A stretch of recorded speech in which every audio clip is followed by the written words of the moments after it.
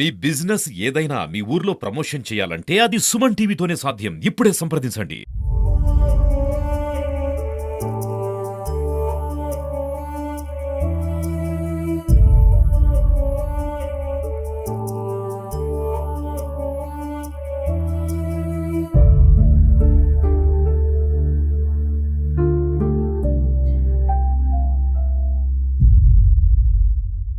తన మధుర గానంతో వెంకటేశ్వర స్వామి కీర్తిని విశ్వవ్యాప్తం చేసినటువంటి గరిమెళ్ళ బాలకృష్ణ ప్రసాద్ ఇక లేరన్నటువంటి వార్త ఎవరు కూడా జీర్ణించుకోలేకుండా పోతున్నారు. దాదాపు 600కు పైగా అన్నమయ్య కీర్తనలు ఆయన రచించినటువంటి నేపథ్యంలోనే మనం భావితరాలు కూడా ఖచ్చితంగా దాన్ని వింటూనే పెరగాలనేటువంటి ఒక స్ఫూర్తిని ఆ పాటల్లో ఇచ్చారు. ముఖ్యంగా భగవంతుడికి అదే రకంగానే భక్తులకి అతి చేరువ చేయడంలో ఆయన పాటల ద్వారా ఎంతో కూడా కీర్తిని గడించారని చెప్పుకోవచ్చు.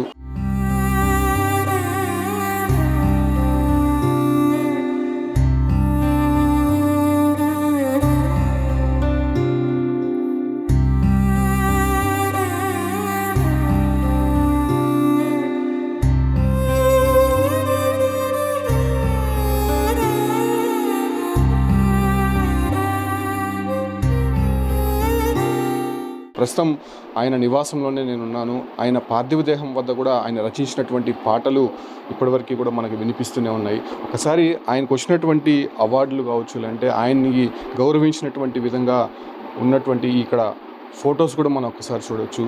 ఇక్కడ ఒకసారి చూడవచ్చు ఎంతోమంది గురువులతో ఆయన మెలిగారు. దాంతోపాటు కూడా కర్ణాటక సంగీతం కావచ్చు, లేకపోతే లలిత కళలు, సో వీటన్నిటిపైన కూడా ఆయన చాలా వరకు కూడా ఒక పట్టు అనేది సాధించారు.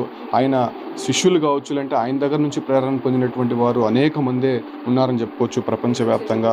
అంటే 1978 నుంచి 2006 వరకు, అంటే 28 సంవత్సరాల పాటు టీటీడీలో ఆస్థాన గాయకుడిగా పనిచేసినటువంటి గరిమెళ్ళ బాలకృష్ణ ప్రసాద్ గారు సో 600 అన్నమయ్య కీర్తనలతో పాటు ఎన్నో గానాలు కూడా వినిపించినటువంటి పరిస్థితి. దాంతోపాటు కూడా సాంప్రదాయ జానపద సంగీతం కావచ్చు, అంటే కర్ణాటక సంగీతము, లలిత సంగీతంలో తనదైనటువంటి ముద్ర వేసినటువంటి వ్యక్తిగా ఆయన మనం చూపించవచ్చు. ఇక్కడ ఆయన కుటుంబ సభ్యులకు సంబంధించినటువంటి ఫోటోలు కూడా చూపిస్తాను. ఇద్దరు కుమారులు వీళ్ళు కూడా. ఇతని పేరు పవన్ కుమారు, అనిల్ కుమారు. అంటే ఇద్దరు కూడా అమెరికాలో సెటిల్ అయ్యారు. అమెరికాలో ఉన్నటువంటి నేపథ్యంలోనే ఆయన అంత్యక్రియలు రేపటికి పోస్ట్ పోన్ చేశారు. ఇక్కడ చూడొచ్చు ఆయన కుటుంబ సభ్యులందరూ కూడా మనం ఒకసారి చూడొచ్చు. తిరుమలకు వెళ్ళినటువంటి సందర్భంగా ఆయన కుటుంబ సభ్యుల ఫోటో కూడా మనం ఇక్కడ చూడొచ్చు. ఇక్కడ చూడొచ్చు కొంత ఓల్డ్ ఫోటో ఇది. తన ఇద్దరు కుమారులతో బాలకృష్ణ ప్రసాద్ గారు, ఆయన సతీమణి రాధా గారు కూడా మనం ఇక్కడ చూడొచ్చు. అక్కడ చూడొచ్చు మాజీ ఉపరాష్ట్రపతి వెంకయ్య నాయుడు గారు. ఆయన తిరుపతికి వచ్చి నేరుగా ఆయన నివాసానికి వచ్చి ఏదైతే బాలకృష్ణ ప్రసాద్ గారిని సన్మానించినటువంటి ఫోటో కూడా మనం ఇక్కడ చూడొచ్చు. ఇక్కడ ఆయన ఓల్డ్ ఫోటో కూడా కనిపిస్తూ ఉంటుంది. మనం ఇటువైపు చూడొచ్చు, ఏదైతే రాష్ట్రపతి ద్రౌపది ముర్ము గారితో కూడా ఆయన ఒక అవార్డు అందుకుంటున్నటువంటి ఫొటోస్ కూడా మనం ఇక్కడ గుర్తించవచ్చు. దాంతోపాటు అక్కడ చూడొచ్చు మాజీ సీఎం వైఎస్ రాజశేఖర రెడ్డి గారితో కూడా ఒక మొమెంటో ఆయన చిరు జ్ఞాపకంగా ఇక్కడ ఫోటోగా చూడొచ్చు. ఇక్కడ చూడొచ్చు మాజీ ముఖ్యమంత్రి రోసయ్య గారితో ఉన్నటువంటి అనుబంధాన్ని ఆయన గుర్తు చేసుకుంటూ ఒక మొమెంట్. అంటే ఇవన్నీ కూడా ఆయనకి చాలా చిన్నవనే చెప్పాలి. ఆయనకి ఇంకా గుర్తింపు అనేది రావాల్సి ఉంది. ఎందుకంటే ఆయన రచించినటువంటి అన్నమయ్య కీర్తనలు కావచ్చు, ఇప్పటికే కాదు భావితరాలు కూడా ఆయన ఒక స్ఫూర్తిగా నిలుస్తుందని మాత్రం చెప్పచ్చు. ఆయన సతీమణి రాధా గారు ఉన్నారు. సో ఆయన్ని ఎప్పటి నుంచో ప్రోత్సహిస్తూ కూడా ఆమె కూడా ఆయనకి ఎంతో కూడా తోడ్పాటును అందించారు. ఉండరు మాట్లాడదాం. నమస్కారం. ఏంటి ఆయనకి మీకు మధ్యలో ఉన్నటువంటి, మీరు ధర్మపతిగా ఆయన పట్ల బాధ్యత నిర్వహించారు. సో ఆయనకి సంబంధించినటువంటి సంగీతంలో కూడా మీరు ఆయన భాగం పంచుకున్నారు. ఏం చెప్తారు? వర్క్ చేస్తాను అన్నీ, కానీ ఆయనకి పాట ఒకటే ప్రపంచం. కానీ వీళ్ళు జరగాలి కదా, పిల్లలు సంసారం అంతా అందుకని ఇంట్లో కూర్చొని అన్నీ చేసుకునేదాన్ని. కచేరీ ఇంత పాడేదాన్ని. ఇద్దరు చేరి పాడాము. కర్ణాటక మ్యూజిక్. చాలా పాటలు పాడతారని తెలిసింది. ఒక పాట పాడతారు ఆయన కోసం ఇప్పుడా?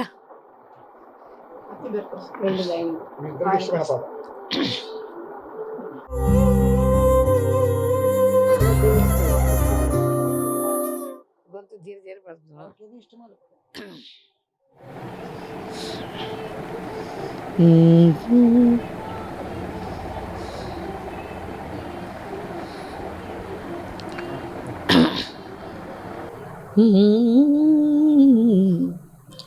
అంతయు నీవే హరి పుండరి కాక్ష, అంతయు నీవే హరి పుండరి కాక్ష, చింతనగు నీవే శ్రీరఘురామా,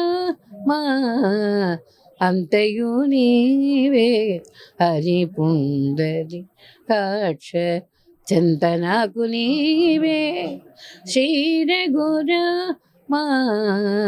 అంతయు నీవే హరి పుండరి కాక్ష, కులములు నీవే గోవిందుడా, కులములు నీవే గోవిందుడా, నా కలిమియు నీవే కరుణానిధి, కులములు నీవే గోవిందుడా, నా కలిమియు నీవే కరుణానిధి, తలపులు నీవే ధరణీధరా, తలపులు నీవే ధరణీధరా, నా నెలవును నీవే నీరజనామా, అంతయు నీవే హరి పుండరి కాక్ష,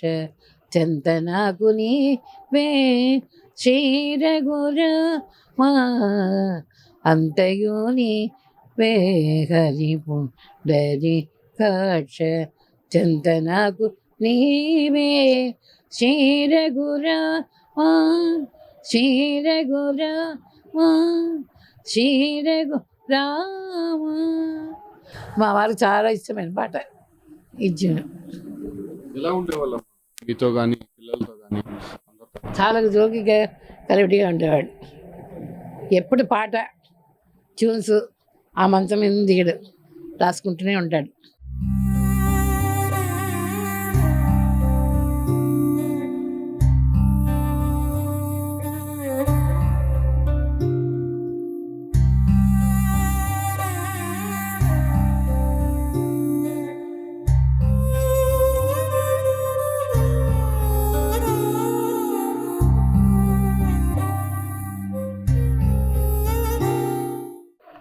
టైం ప్రకారం అన్నీ తీసేసి ప్రోగ్రామ్స్ వెళ్తాం. ఫస్ట్లో అంతా చిన్నప్పుడు అందరూ కలిసి వెళ్ళేవాళ్ళం, పాడేవాళ్ళం అని. ఇప్పుడు నేను నడవలేను కాబట్టి ఎక్కడ వెళ్ళను. ఎక్కడికి పోయినా సరే మా రాధ ఒంటిగా ఉంది, వెళ్ళిపోవాలని వాళ్ళంతా బలవంతా నైట్కి ఎంత ప్రోగ్రామ్ ఉన్నా సరే విజయవాడలో చేస్తే నైట్కి నైటే బయలుదేరి వచ్చేస్తాడు. ఒంటరిగా ఉంది ఎట్లా అని పాపం. సో ఆయన లేనటువంటి లోటు సంగీత ప్రపంచానికి ఏ విధంగా ఉంటుందంటారు? ఆయన లోటును కాదు, ఆయన వల్ల చాలామంది నేర్చుకుంటారు, ఇంకా బాగా అవుతుంది. ఆయన్ని కోల్పోయాం కానీ ఆయన ఎంతో ఒక బండారం, అన్నమయ్య బండారం దాకా నోటేషన్స్ రాగాలు. ఆ అన్నమయ్య ఒకటే కాదు, త్యాగరాజు కీర్తన కూడా తన సొంతంగా పాడుకున్నారు. కొన్ని కీర్తనలు హనుమంతుడు మీద కొన్ని పాటలు రాశారు. మొన్న యాదగిరి గుంటలో పాడితే 4-5 పాటలు యాదగిరి గుంట మీద రాసుకొని ట్యూన్ చేసుకొని పాడించారు.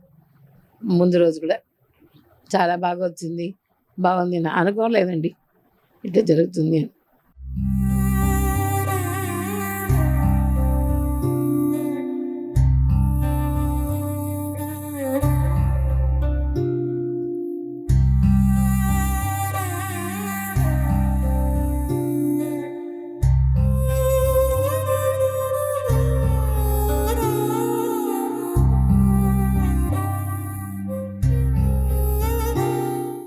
వాళ్ళ నివాసంలో చూస్తూ ఉన్నాము. ఆయన లేనటువంటి లోటుని ఎవరు తీర్చలేరు. సంగీత లోకానికి ఆయనకు అందించినటువంటి సేవలని చిరస్మరణీయంగా గుర్తిస్తున్నారు. ఇప్పుడు వరకు వచ్చినటువంటి అవార్డులే కాదు, ఖచ్చితంగా ఆయనకి పద్మశ్రీ రావాల్సినటువంటి వ్యక్తి. ఖచ్చితంగా ఆ రకంగా కూడా మేము ప్రయత్నాలు చేస్తామని చెప్పి కూడా చెప్తున్నారు. సో పెరుమల్ల బాలకృష్ణ ప్రసాద్ గారికి సుమన్ టీవీ కూడా ప్రగాఢమైనటువంటి సానుభూతి తెలుపుతోంది.